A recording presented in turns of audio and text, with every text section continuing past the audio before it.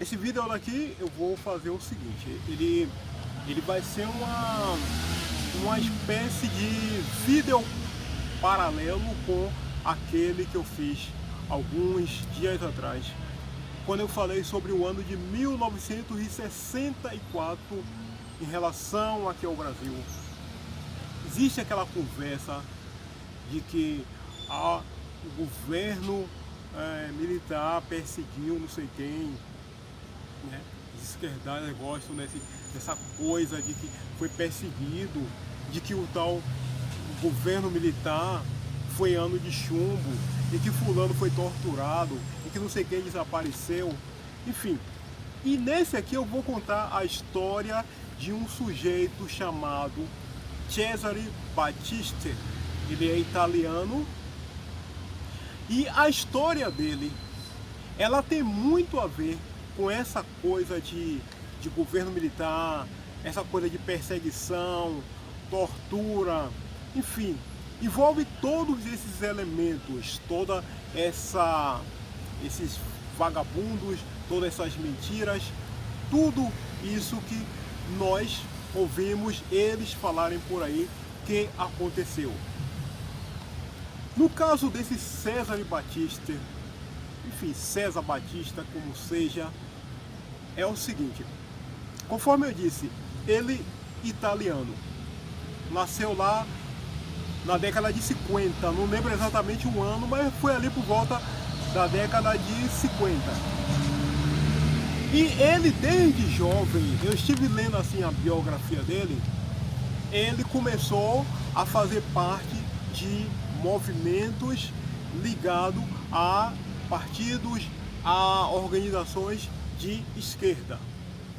Lendo a biografia dele, uma coisa que me chamou a atenção foi o seguinte: é que em lugar nenhum você via algo dizendo como que ele trabalhou aqui ou ele trabalhou ali, que ele trabalhou em uma empresa, em uma fábrica, trabalhou na construção civil, trabalhou no escritório, enfim, de trabalho zero absoluto, sempre na vagabundagem.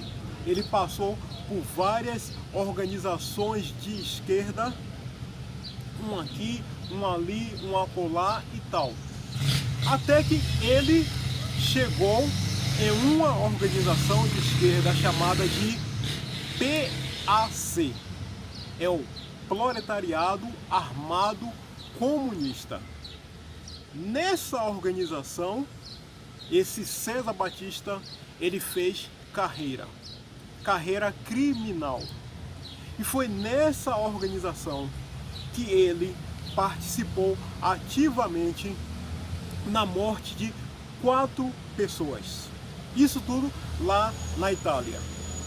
Aí, o que é que esse César Batista, esse vagabundo, igual a esses daqui do Brasil, que eu já citei nos outros vídeos que eu fiz a respeito de governo militar, igual a Lula, Dilma, Disseu, Frank Martins, Serra, Fernando Henrique, Lamarca, Marighella, enfim, todos, Leonel Brizola, enfim, todos esses vagabundos daqui, que participou também em organizações de extrema esquerda. O que é que ele fez depois que participou ativamente na morte de 4 pessoas?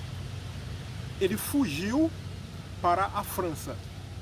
Na época, quando isso aconteceu, lá na década de 70, há uns 40 e poucos anos atrás, o governo francês, ele tinha lá uma, digamos assim, uma legislação meia suave, meia branda, e acolheu lá aquele vagabundo porque ele se colocou na posição de perseguido político, que a Itália estava me perseguindo, enfim, toda aquela converseira típica igual a esses caras daqui. E lá na França, ele passou um período muito longo, escondido lá, fugindo da justiça italiana, a ponto de que ele conseguiu até construir família lá na França. Só que Com o tempo houve algumas mudanças na lei, e quando ele percebeu que o governo francês poderia mandar ele de volta para a Itália para ele responder e pagar pelos crimes dele, o que é que ele fez? Ele resolveu fugir. Ele foi fugindo, passou por um lugar, passou por outro, passou por aqui, passou por lá e acabou vindo parar aqui no Brasil. Ele passou, parece, pela Espanha, por Portugal, México, enfim, foi pulando de galho em galho e chegou aqui no nosso país. Aqui no nosso país, por incrível que pareça, ele chegou até a ser preso. Mas, como sempre, cara, aquela organização criminosa, aquela organização de vagabundo que nunca desampara bandido, vagabundo, terrorista, assaltante, toda essa raça que não vale nada. E você sabe qual é essa organização que eu estou falando, é o tal do STF. O tal do STF, então, resolveu colocar César Batista em liberdade, enquanto julgava se ele deveria ou não ser despachado para a Itália, deixou ele livre por aí. Aí o STF chegou-se à conclusão que a melhor coisa a se fazer era deixar que, na época, o vagabundo que estava como presidente aqui no nosso país, o tal do Lula, decidisse se iria ou não mandar César Batista de volta para a Itália. Agora, você consegue imaginar o que foi que aconteceu? No final do segundo mandato daquele canalha do tal do Lula, então ele decidiu que não iria extraditar César Batista para a Itália. E pior do que isso, ele ficou aqui no nosso país, ele passou a receber uma espécie de pensão paga por nós, nosso dinheiro, pagando 6, 7, 8 mil reais para um vagabundo, para um assassino, para um criminoso. E ele ainda recebeu casa aqui e ficou naquela vida boa, né, que os vagabundos, apoiado por outro vagabundo, no caso Lula, Dilma, o PT, proporcionou para ele. A Itália reclamou, houve uma espécie de guerra diplomática entre Brasil e Itália, ou melhor, Itália e Brasil, por conta dessa situação, porque a Itália queria César Batista lá para ele pagar pelos crimes dele. Com a eleição de Jair Bolsonaro,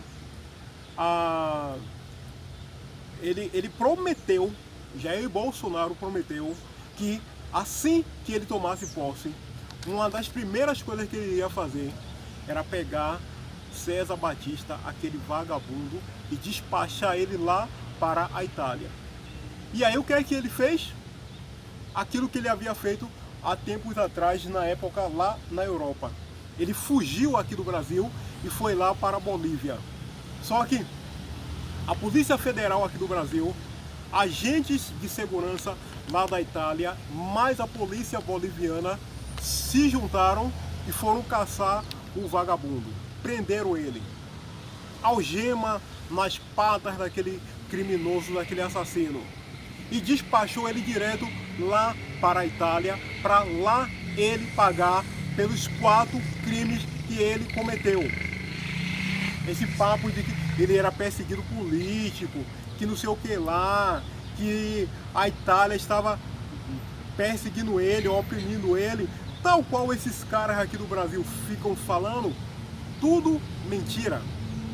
Tanto que depois, quando ele chegou lá, ele acabou confessando que, de fato, ele havia participado ativamente na morte de 4 pessoas. Pois bem,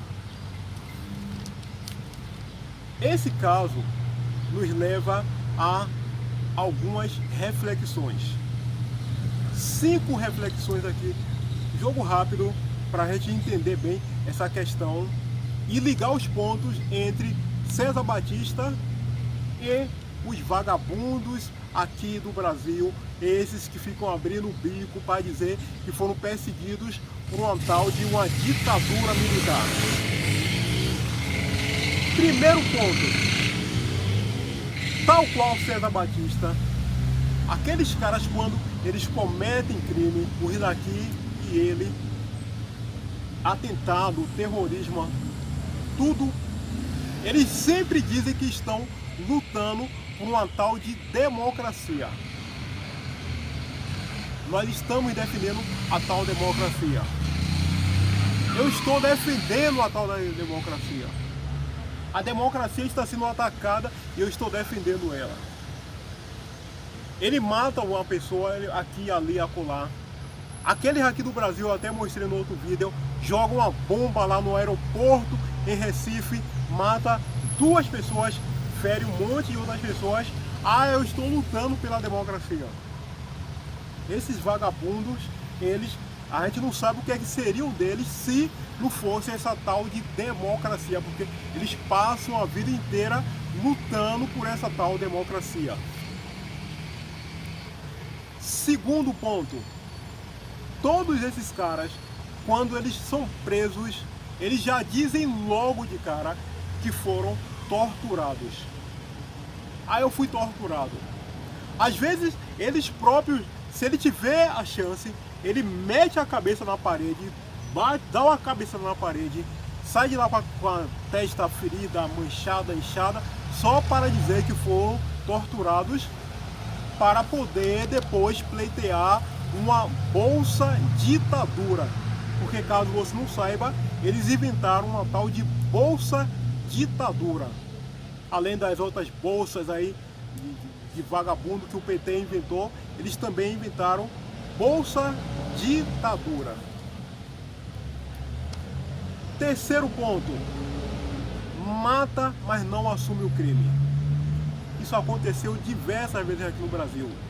Aquele caso que eu citei do atentado lá em Recife, 2 pessoas mortas, várias pessoas feridas, eles nunca assumiram o crime. Muito pelo contrário, eles disseram que, na verdade, aquilo ali foi o governo, na época, que fez aquilo para ter um pretexto para perseguir as organizações de esquerda. É cínico até não se aguentar mais esses caras. Quarto ponto, esses caras sempre contam com uma rede de proteção, uma estrutura que, vamos dizer assim, muito bem organizada, que dá proteção, dá suporte, dá logística para todos esses caras. César Batista, conforme eu disse, ele fugiu da Itália, foi para a França e na França conseguiu se refugiar, se esconder por lá e por lá viveu durante muito tempo. No momento que ele precisou fugir, ele atravessou alguns países e foi indo, conseguiu documentos, conseguiu passaporte, conseguiu tudo e veio parar aqui no Brasil.